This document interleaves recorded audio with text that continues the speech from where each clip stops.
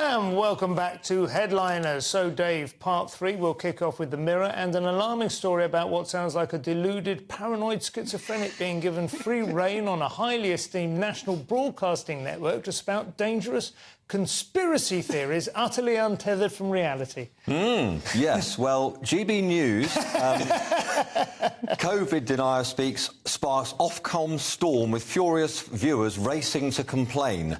GB News headliners have been hit with yet another Ofcom scandal after Lewis Schaefer made a string of claims suggesting coronavirus wasn't a real virus. GB News has been slapped with 151 Ofcom complaints. That's a storm. It's basically, it's like, where does freedom of speech end and censorship begin? You know, well, I mean, Lewis. You know, if it was up to me, it would stop short of Lewis Schaefer. Exactly. I think you should they should give people the respect to make their own decisions and come to their own conclusions and not get protected. It's an interesting one on this. I mean, to be minutely serious about it, before I come on to the Mirror's own appalling reporting standards on this story, but Schaefer obviously is a bit of an outlier, even by the standards of this show, but it is presented clearly by comedians. It's comedians discussing things, but he is not merely a comedian, he is like, he's a maverick, isn't he? And I think there is possibly... It might depend if it was the first time you'd seen the show and you didn't understand quite what the Schaefer proposition was. You might think he was a bit odd, but what do you feel, Steve? Well, there's 151 complaints. Sounds bad, but don't worry, 2 of those were me. Yeah. Because you've got to keep him in check. I mean, I'd want to know who won the sweepstake about when Lewis Schaefer would get in trouble like this, because I had months ago. I'm amazed it managed to get this far.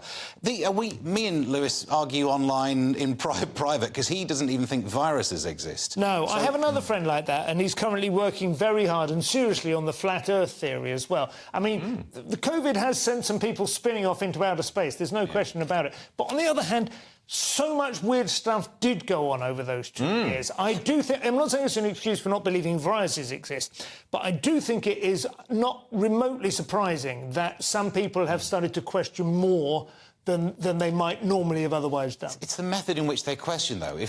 Lots of people have this strategy. I'll ask you a question, if you can't answer it, therefore what I guess must be true. Yeah. And that's how a lot of these work. Like, well, how comes that happens? Therefore, it must be chemtrails, or something like that. Yeah. Whereas I think there's a lot of logical points that should be argued that aren't. So I agree, we should ask questions, but that has to follow through with proper intellectual pursuit of the truth, rather than just... I would agree with you. However, this bit amused me because I was involved in it. I'm going to find it. It said that Lewis Schaefer, on GB News, the paper review programme, saw host Simon Evans and Mark Dolan's guest Lewis Schaefer make a string of comments about the coronavirus.